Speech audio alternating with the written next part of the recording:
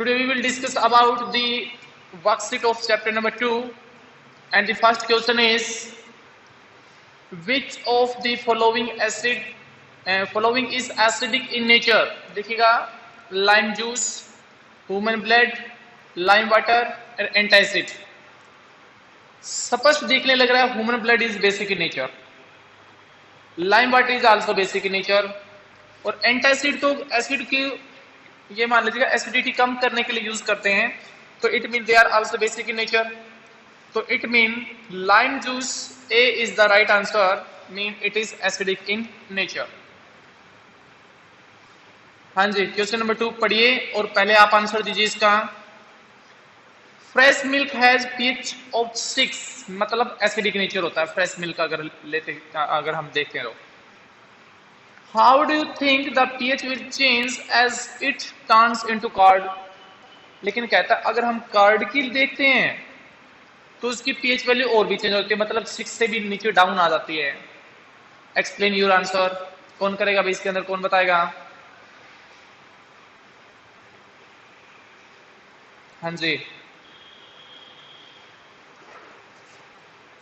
Anyone who explain this? कोई भी एक बच्चा जो इसको एक्सप्लेन कर सकता है? No anyone? How it is possible कि तुम में से किसी को नहीं आता ये question?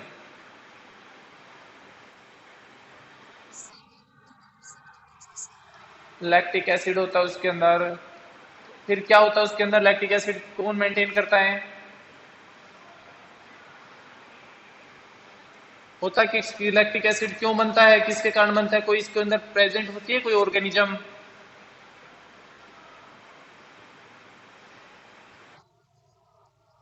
Lactobacillus bacteria.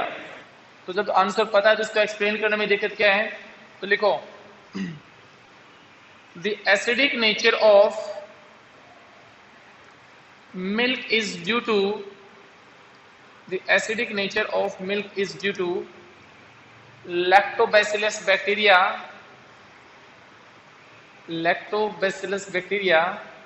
as well as presence of lactic acid.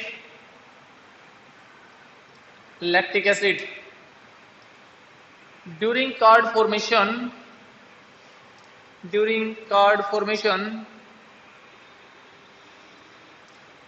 concentration of lactic acid increase and its pH value will be decrease. मतलब लैक्टो एसिड, जैसे अगर हम बहुत ज्यादा गर्मी में दूध को रख देते हैं तो लैक्टोबैसिलस बैक्टीरिया की रिएक्टिविटी के कारण, हाई रिएक्टिविटी के कारण उसमें क्या हो जाता है, उसके अंदर concentration of lactic acid increase हो जाती है, जिसके कारण मिल्क जो होता है वो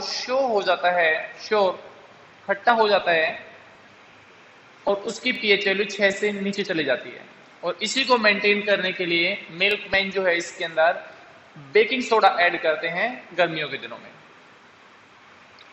question number 3, why should curd and show substance not to keep in brass and copper vessels? बताइए. कहता है अचार को कॉपर के बर्तन में नहीं रखना चाहिए, ऐसा क्यों?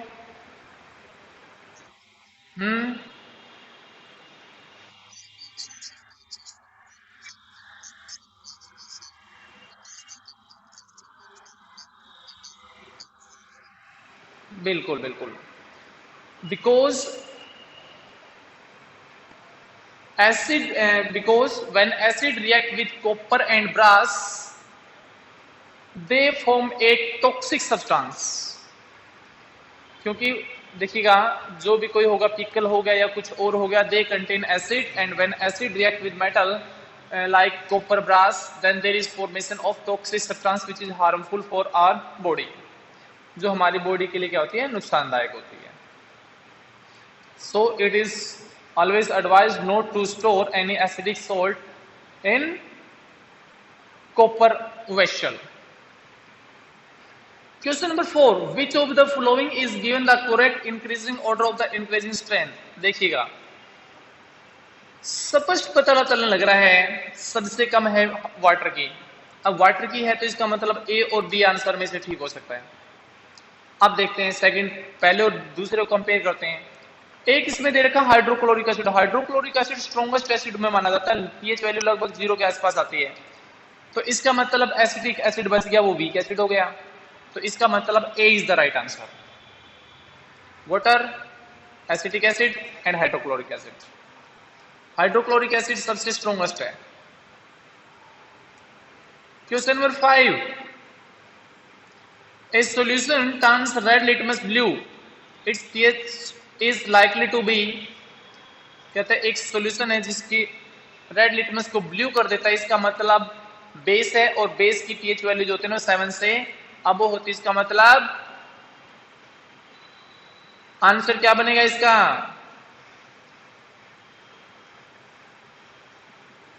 क्या आंसर बनेगा भाई? ए solution of red litmus blue turns red, red को ब्लू में कन्वर्ट कर देता है। इसकी पीएच वैल्यू क्या होगी? 1, 4, 5, 10।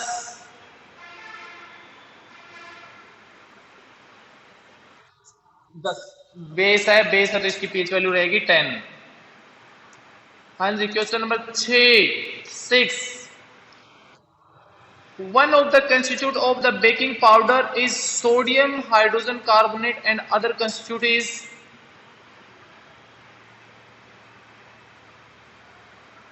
ये आप खुद बताओगे, थोड़ा सा एक्सेप्शनल लेकिन one of the constituent of baking powder is sodium hydrogen carbonate, the other constituent is। Baking powder बनाना है, एक सोडियम हाइड्रोजन कार्बोनेट है, दूसरा हमको क्या लेना है एसिड, जबकि सभी के पीछे एसिड है। दूसरा देखिए, एक मिनट, सल्फ्यूरिक एसिड नहीं लिख सकते, हाइड्रोक्लोरिक एसिड नहीं ले सकते, दो ऑप्शन कट गए। इन दो में से आपको बताना है टार्टरिक एसिड और एसिटिक एसिड में से कौन सा लेना है।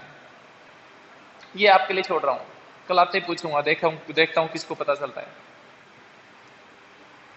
हाँ जी, question number 7, which one of the following can be used as an acid base indicator by a usually impaired students।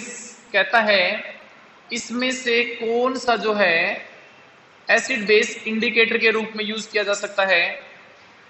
Litmus, turmeric, vanilla essence, petunia leaves. देखो सिंपल सी बात है, नेचुरल जो हम करते हैं एसिड बेस इंडिकेटर, वो maximum आराम से टर्मरिक का यूज कर लेते हैं। वैसे सारे के सारे इंडिकेटर ही ये, लेकिन टर्मरिक से हम क्या करते हैं, इजीली हम क्या करते हैं, फाइंड आउट कर सकते हैं किसी का एसिडिक और बेसिक नेचर, लेकिन pH value can not be find this turmeric. हाँ जी, क्वेश्चन नंबर 8 देखिएगा, for making cake baking powder is taken. बिल्कुल ठीक है, बेकरी के अंदर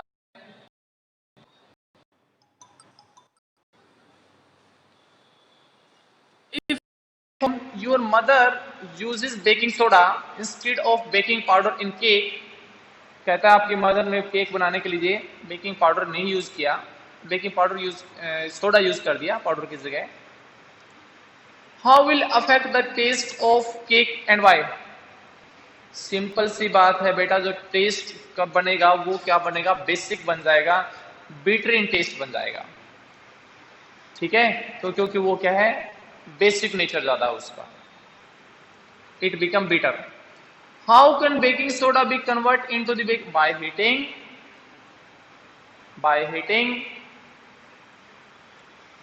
what is the role of the tartaric acid added into the baking soda. Tartaric acid का काम क्या है? देखो पीछे वाले का आंसर आ गया, क्वेश्चन नंबर जो मैंने एक छोड़ा था आपको 6 का, देखो ये रहा, तो 6 का आंसर है टार्टरिक एसिड। इसकी पीएच वैल्यू को मेंटेन करते हैं हम इससे, टार्टरिक एसिड से। To maintain the pH value, या फिर ऐसे भी कह सकते हैं to maintain their acidic as well as basic strength, दोनों कंट्रोल में हो जाती है।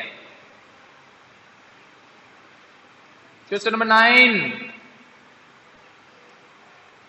विच gas is usually liberated when an acid react with a metal. देखो मेटल जब एसिड के साथ रिएक्ट करते हैं there is releasing of hydrogen gas, तो 9th का लिखो हाइड्रोजन गैस पहले।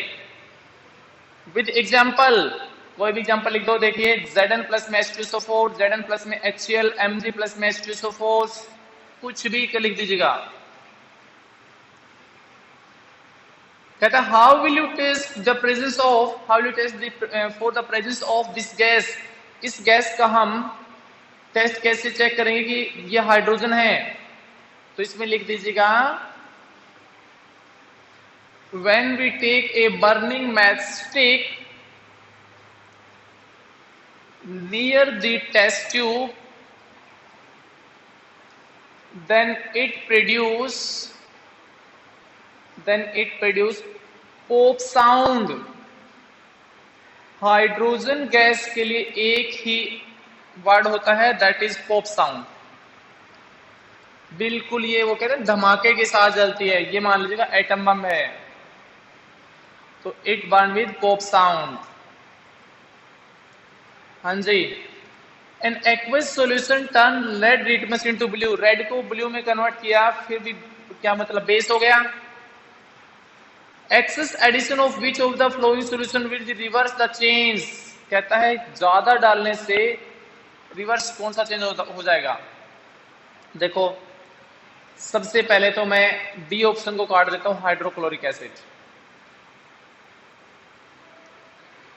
ठीक है भाई, नहीं देखो एक मिनट, क्वेश्चन क्या है, टर्न्स टू, बिल्कुल देखो वो बेस है और उसने क्या कर दिया, ब्लू कर दिया। कहता है ब्लू को रेड में दोबारा से कन्वर्ट करो। अब रेड में कन्वर्ट करने के लिए मतलब ब्लू को रेड में कौन करेगा, एसिड, और एसिड एक ही प्रेजेंट है यहां पर, दैट इज हाइड्रोक्लोरिक एसिड। तो D is the right answer, D is the right answer. हाँ जी, question number 11, name the sodium compound which is used for softening hard water. कौन बच्चा आंसर देगा, सॉफ्टनिंग हार्ड वाटर। अरे यार इतने होते हैं हार्ड वाटर को सॉफ्टनिंग के लिए।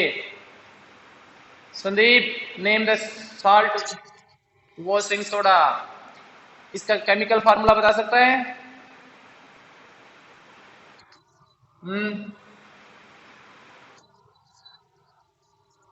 Na2CO3.10H2, बिल्कुल सही बात है। Question number 12, which among the following is not a base. देखो सोडियम हाइड्रोक्साइड बेस है, पोटेशियम हाइड्रोक्साइड बेस है, अमोनियम हाइड्रोक्साइड वीक बेस है, इथेनॉल बेस नहीं भाई। C2H5OH न्यूट्रल होता है, it is not either acidic not basic. हाँ जी, question number 13, which of the following is not a mineral acid. Mineral acid कौन से होते हैं बेटा, hydrochloric acid, sulphuric acid, nitric acid, ये होते हैं। लेकिन इसके अंदर एक दे रखा है सिट्रिक एसिड, जिसको हम ऑर्गेनिक एसिड बोलते हैं। तो B is the right answer. Citric acid जो है वो that is not a organic acid, mineral acid, sorry mineral acid नहीं है, ऑर्गेनिक एसिड है। क्वेश्चन नंबर 14 देखिएगा, सारा कर लिया आपने, फिर वही आ गया। Salt A is commonly used in bakery, लिखो A is equal to NaHCO3, A is equal to NaHCO3। On heating convert into substance B, लिखिएगा NaHCO3 इज इक्वल टू के ऊपर एरो के ऊपर हीट का निशान लिख दो। प्रिपरेशन के लिए हमने बात छोड़ा, उसके लिखो Na2CO3 प्लस में CO2 प्लस में H2O। बहुत बार, कम से कम 5 या 6 बार करा चुका हूं प्रिपरेशन, सेकंड स्टेप है प्रिपरेशन का।